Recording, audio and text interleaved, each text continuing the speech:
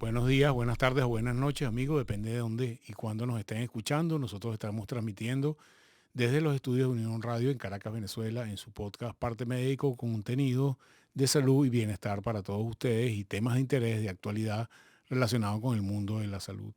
Como siempre, les recordamos nuestras condiciones de transmisión. Salimos a través de la plataforma matriz de YouTube, pero también nos pueden buscar en Apple Music o en Spotify. En cualquiera de ellos nos buscan en el buscador de cualquiera de esas redes. Ponen Parte Médico Julio Castro y la palabra clave que ustedes están buscando y ahí les sale cualquiera de nuestros más de 200 programas que tenemos ya grabados en estos últimos par de años y que está producido con un contenido atemporal, es decir, que está hecho para que a usted le sirva o le funcione en el momento que usted está buscando el podcast. Hay temas de mucha actualidad, hay temas que no cambian con el tiempo y por eso está hecho en este formato de podcast que ustedes pueden ver y pueden compartir. Hoy tenemos a un invitado especial, ya ha estado con nosotros ya una vez anterior, el doctor Jimmy Levy. El doctor Jimmy Levy es cardiólogo clínico y es cardiólogo intervencionista. Trabaja en la Policlínica Metropolitana, actualmente es el coordinador de la unidad de hemodinamia de la Policlínica Metropolitana en Caracas. Y el doctor Levy ha tenido una amplia experiencia en el manejo de esta patología que vamos a hablar hoy en día. Jimmy, bienvenido, gracias por estar con nosotros. Gracias, Julio, una vez más. Mire, Placer estar sí, contigo. como introducción, cuando uno revisa las causas de muerte en el mundo entero, casi que no importa qué país estemos hablando, las enfermedades cardiovasculares son la primera causa de muerte. Y si uno lo focaliza en las personas que son económicamente productivas, sigue siendo la primera causa de muerte.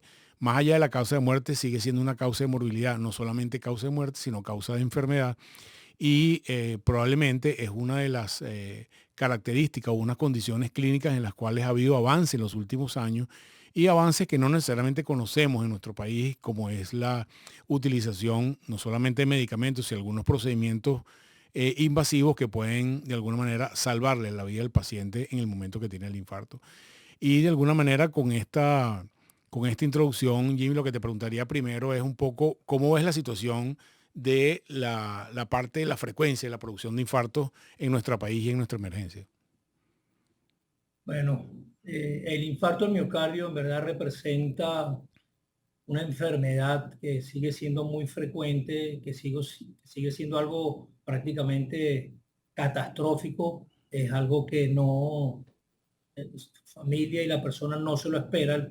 El paciente o la persona está bien hasta que deja de estar bien y que puede comprometer la vida de la persona. Y de hecho podemos decir que los pacientes que presentan un infarto del miocardio, casi la mitad, un poquito menos de la mitad, no llegan a los hospitales a tiempo. El infarto del miocardio es una entidad que bajo, por el punto de vista sintetizado, es una persona que se le tapa una arteria del corazón y que esa arteria alimenta una parte del corazón importante o no, y que puede comprometer su vida, como acabo de mencionar.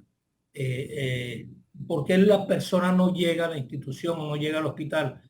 Porque le da el dolor o le da los síntomas, que ya vamos a hablar de eso, produce una arritmia y esa arritmia es lo que denominan hoy en día muerte súbita o paro durante ese evento. Eh, Dentro de todo podemos decir que la persona siempre tiene algunos síntomas que hacen pensar que la persona tiene un infarto. Ya son muy conocidos, pero más que hablar de los síntomas, hay unos factores que se denominan factores de riesgo coronario, que si tú tienes uno, tienes dos, tienes tres o más, pues tienes mucho más posibilidad de hacer un infarto. A manera de recordatorio, la edad por arriba de 55 a 60 años, sexo masculino, diabético, obesidad, vida sedentaria, el tabaquismo es muy relevante. Y cuando uno siente algún síntoma de, por ejemplo, molestias en el pecho, que se van hacia los brazos, falta de aire, ese es un dolor muy característico a veces, porque no siempre es lo que dicen los libros, pero es un dolor opresivo. Hay la sensación que llaman sensación de muerte inminente. La persona siente que se va a morir, pues. Y bueno, lo importante es acudir muy precozmente a una institución hospitalaria. Fíjate, una de las cosas que tratamos de explicarle a nuestros oyentes es un poco cómo es el proceso, cómo es el workflow, o cómo es la experiencia del paciente que llega con un dolor torácico a la emergencia. Un poco, explícanos tú como cardiólogo qué haces con ese paciente para diagnosticar el infarto, porque una persona que no está pendiente, que tenga una enfermedad cardíaca, enfermedad coronaria, que le digan en la emergencia que tiene un infarto, digamos, es como un shock, ¿no? Porque bueno, tú pensabas que estabas sano, tú tuviste un dolor, llega a la emergencia y te viene un médico y te dice, mira, tienes un infarto y hay que hacer tal o tal cosa. Entonces, un poco, ¿cómo es ese procedimiento o ese proceso de un paciente en la emergencia que tiene dolor torácico? ¿Qué es lo que habitualmente se hace para que la gente lo entienda un poco? Bueno, el paciente, bueno, cuando realiza que en verdad debe ir a una institución, porque muchos de estos pacientes no van, creen que fue el que que hubo alguna indigestión y lo asocian con otras cosas, o un proceso de ansiedad, sobre todo las mujeres, el sexo femenino no le hacen caso, tiene una molestia, no, no, eso que está nervioso. El paciente cuando llega a la unidad de la emergencia, existe un protocolo, porque el infarto sigue siendo este mismo infarto ahorita y hace más de 40, 50 años. ¿Qué es lo que ha cambiado vamos a decirlo así, en las últimas 2 décadas? El paciente llega a la unidad de emergencia en instituciones, en países desarrollados, ya el paciente cuando llega en una ambulancia o es visto fuera de la institución, ya el tratamiento ya se está utilizando. Pero bueno, en nuestro país no es así y en nuestro medio no es así. El paciente llega a la emergencia, lo primero que se hace es tomar un electrocardiograma, unos exámenes de sangre que indican que el paciente está en un infarto, está en proceso, o sea, está en un infarto que se llama un infarto en evolución. Ya nada más con estos exámenes de laboratorio y el electrocardiograma y sobre todo los síntomas de los pacientes, prácticamente hace el diagnóstico en más del 90% de los casos.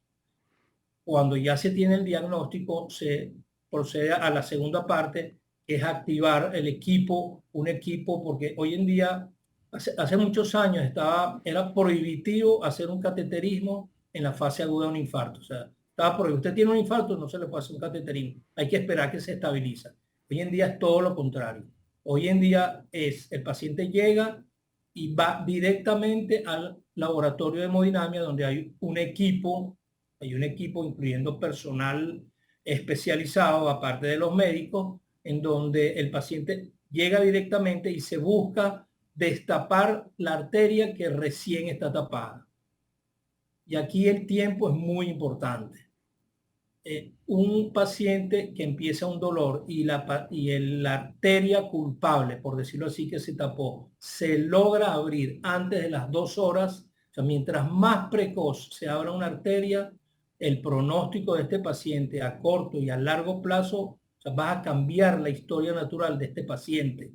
Entonces, claro, siempre depende qué tamaño de infarto tenga el paciente. No es lo mismo una arteria pequeña, un infarto pequeño que una arteria muy grande.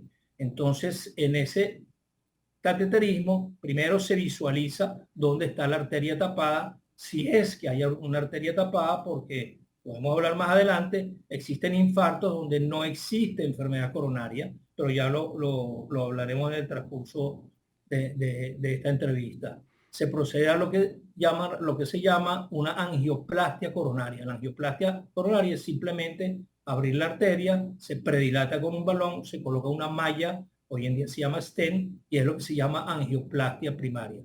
Quiero recalcar que el tiempo es oro y el tiempo es vida en estos casos. Una apendicitis, una colecistitis, pues, tienes un margen de tiempo mucho mayor en este proceso, y por eso es que en las instituciones privadas donde uno trabaja, uno ni siquiera espera una autorización de un seguro, sino simplemente el paciente va directamente a la sala de hemodinamia. En los países desarrollados, a veces va directamente de la ambulancia directo al departamento de hemodinamia. Y realmente voy a exagerar un poco, pero hasta se puede abortar el infarto, sobre todo si abres la arteria antes 2 primeras horas. Se llama angioplastia primaria en infarto agudo del miocardio. Jimmy, quiero que le explique a la gente que esto es independiente de que el infarto no decide a qué hora se produce. Se puede producir un martes a las 3 de la tarde, pero puede ser el domingo a la 1 de la mañana. Y en ese momento el equipo, y es algo que sí quiero que explique, debe estar disponible para hacer ese procedimiento en menos de 2 horas, aunque sea el sábado a las 3 de la mañana. ¿Eso es así? Una buena pregunta y no quiero utilizar este medio para hacer propaganda, pero no son muchas las instituciones privadas y públicas que tienen la disponibilidad en hemodinamia las 24 horas del día, los 7 días de la semana, prácticamente todo el año. Estos son equipos que están de guardia, que viven, aparte del médico, por supuesto, que está en emergencia y todo el equipo que ahí trabaja. Este equipo en menos de 30 minutos está en la unidad de hemodinamia y el equipo es un equipo de alta tecnología donde nos permite realizar proyecciones rápidamente y efectivamente son procedimientos de alto costo. Bueno, para que tengan una idea, un stent, una mallita de esta puede estar entre los 500 y los $1.500 una mallita. Entonces, son procedimientos per se de alto costo, pero sí, tienes que tener 24 horas todo el año prácticamente. Y esta es una institución que afortunadamente es así.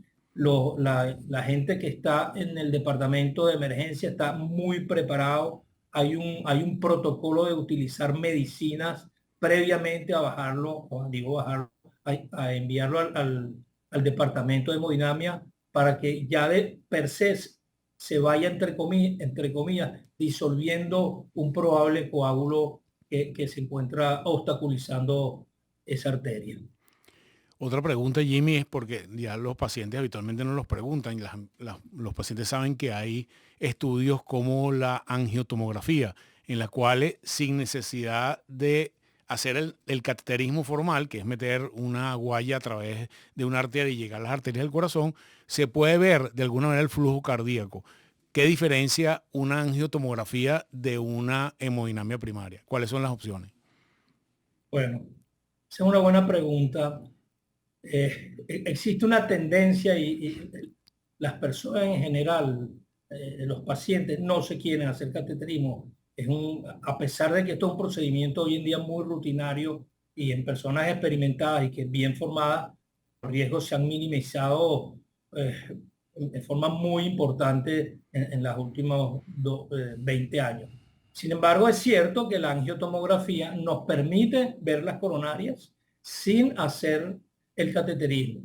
Ahora, hay que estar muy claro en el sentido de que el paciente que tiene un infarto, y por eso quiero recalcar aquí que no es lo mismo hacer una angiotomografía coronaria en un paciente electivamente que viene a la consulta y le piden una angiotomografía coronaria a un paciente que llega con un infarto con cambios característicos de infarto en el electro. Ese paciente no tiene ningún sentido hacerle una angiotomografía coronaria. ¿Por qué? Porque la angiotomografía coronaria, que además es un procedimiento que lleva una cantidad de yodo, que lleva radiación, que aun cuando no tiene riesgo, es un procedimiento exclusivamente diagnóstico. El paciente de todas maneras va a terminar en el cateterismo porque no hay ningún otro procedimiento que pueda hacer eso sino el cateterismo. O sea, ni siquiera la inteligencia artificial tiene nada que ver ahí.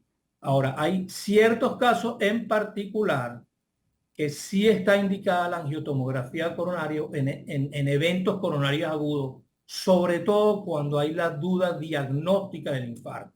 Cuando tú tienes un paciente que tiene un dolor, una molestia característica, pero el electro es normal, hay alguna duda y no está claro, en verdad no lo vas a enviar a hemodinamia simplemente para salir de la duda. Entonces, en estos casos en particular, se decide realizar una angiotomografía para corroborar diagnóstico o para rechazarlo completamente. Y eso sí nos permite, y de hecho hoy en día esa es la tendencia en prácticamente de todos los hospitales. Uno realiza la angiotomografía, nos permite, si bien puede no ser un infarto, puede ser otra entidad, pericarditis, puede ser algún otro problema, embolismo pulmonar una disección de la otra, otras entidades que no son infartos, y eso en verdad la angiotomografía ha tenido un papel preponderante en los últimos años. Pero el paciente que llega diagnosticado un infarto no tiene sentido hacer ninguna angiotomografía. Quiero aprovechar ahorita que me voy a salir un poco de la parte aguda del infarto. Hoy en día hay un procedimiento dentro de la tomografía que se llama score de calcio coronario. El score de calcio coronario es un procedimiento que se hace en menos de 5 minutos en tomografía, que nos permite ver qué tanto calcio tienen las arterias coronarias. Está muy de moda porque es un procedimiento que se está haciendo sobre todo en las personas que tienen factores de riesgo y que se quiere saber si esa persona a futuro tiene posibilidad de padecer o de hacer un infarto. Pero también hay que saber interpretarlo. Normalmente las coronarias no deben tener calcio. A medida que se progresa en edad, pues esto va aumentando. Si un paciente, y no voy a entrar en números por razones de tiempo, tiene un score de calcio muy alto, pero no tiene enfermedad coronal, no tiene sintomatología, este es un paciente que uno preventivamente puede ser un poco más agresivo, utilizar estatinas, utilizar ciertas medicinas y tratar, entre comillas, de evitar un evento no solamente coronario, sino accidentes cerebrovasculares o algún otro trastorno cardiovascular. Jimmy, en estos días me comentabas de una enfermedad poco común y poco conocida, que es la enfermedad de Takotsubo. Y eso me lleva al tema de lo que hablabas anteriormente. Hay gente que llega, no todo el mundo que tiene dolor torácico tiene infarto, pero como el paciente no se lee los libros y no sabe un poco, ya vimos cómo es el proceso diagnóstico, pero la gente a veces no entiende que hay condiciones que son poco claras para nosotros, es decir, tiene algunos hallazgos que no son definitivos un infarto y hay pacientes que pueden tener alteraciones que pueden simular infarto que en realidad no lo son. Entonces explica un poco esa parte donde hay duda diagnóstica y cómo la resolvemos en la emergencia. Bueno, si tú me dices, la mayoría de los pacientes con infarto, cuando digo la mayoría, pongo de esta manera, un paciente con dolor torácico, la mayoría de las veces, o más del 70-80% del diagnóstico es claro. Sin embargo, hay un porcentaje que no es despreciable en donde existe la duda diagnóstica. Entonces, la sintomatología del paciente, sobre todo en pacientes que tienen electrocardiogramas normales al llegar a la emergencia. Ya mencioné algo de la angiotomografía, que tiene mucho valor. Los exámenes de sangre, lo que llaman las troponinas, las enzimas cardíacas, y el contexto clínico es muy importante. Por ejemplo, acabas de mencionar la enfermedad de Takotsubo. La enfermedad de Takotsubo está muy de moda porque dicen que es la enfermedad de los corazones rotos. Y efectivamente es un infarto que se presenta sobre todo en el sexo femenino, que el paciente, la persona después de una emoción muy significativa, ya sea positiva o negativa, hace un infarto.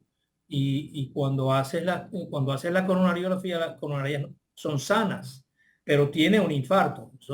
Y eso está descrito, es lo que llaman infarto del miocardio sin enfermedad obstructiva coronaria. Y hoy en día se está estudiando mucho esta parte de los pacientes, de las personas que no tienen enfermedad obstructiva y que tienen enfermedad coronaria. Eso se ve mucho en el sexo femenino, más que en el masculino. Se ve mucho en pacientes diabéticos que a veces no tienen enfermedad coronaria, pero tienen lo que llaman la enfermedad de microcirculación. Hay procedimientos que se llaman, que evalúan el flujo de las coronarios, simplemente el flujo, lo que llaman la microcirculación, pero eso sí es dentro del procedimiento de hemodinamia. Usualmente en las primeras 24 horas que el paciente ingresa a emergencia, uno más o menos, uno ya tiene qué camino va a coger. El contexto es muy importante. Un paciente joven que no tenga factores de riesgo, que no tenga antecedentes hereditarios, porque la parte genética a veces representa lo que llaman la enfermedad prematura de los padres en primera instancia. representa a veces un punto importante, pero una persona joven que no tiene ningún factor de riesgo, que no fuma, que no es obesa, que hace ejercicio y tiene dolor torácico, que tiene su colesterol normal, la posibilidad que esa persona tenga un problema coronario es mínima. O sea, siempre tiene que existir algún factor de riesgo o algo que nos oriente hacia un lado o hacia el otro. No sé si recuerdas en la época del COVID del año 2020, la presencia de enfermedad coronaria en pacientes que no tenían ningún antecedente en particular y se descubrió, bueno, el proceso inflamatorio y protrombótico que tiene el COVID per se. Entonces, siempre todo debe ser analizado en un contexto clínico. Bueno, Jimmy, creo que fuimos sobre los aspectos más importantes de lo que es el manejo moderno del infarto, que es un tema específico de todo el tema de la enfermedad arterial coronaria. Creo que nos queda claro para nuestros oyentes la opción de que el tiempo es oro, que es muy importante el tema del tiempo, de que hay alternativas de revascularización temprana que le dan una calidad de vida al paciente y rescatan músculo cardíaco en nuestro país, que son de mucha utilidad, y un poco cómo es ese transitar de los pacientes a través de la emergencia y qué opciones tenemos en términos de diagnóstico y de tratamiento moderno para probablemente una de las enfermedades que más frecuentemente vemos cardiovasculares en nuestro país. Gracias, Jimmy, un placer estar contigo, como siempre, y después te iremos para otros temas porque la enfermedad cardíaca es una de las enfermedades que ocupa mayor carga de enfermedad en la sociedad moderna nuestra. Así que gracias, Jimmy. Un placer, Julio. Amigos, solo me queda despedirme recordando nuestras redes sociales, @Julio Castro M, @Unión Radio Web, y que pueden compartir estos contenidos con cualquiera de sus personas que son de importancia. Hacen copy-paste del link y lo ponen en cualquiera de las redes sociales, inclusive en mensaje de texto. Se les quiere mucho, se me cuida y nos vemos en un próximo capítulo de Tu Parte Médico.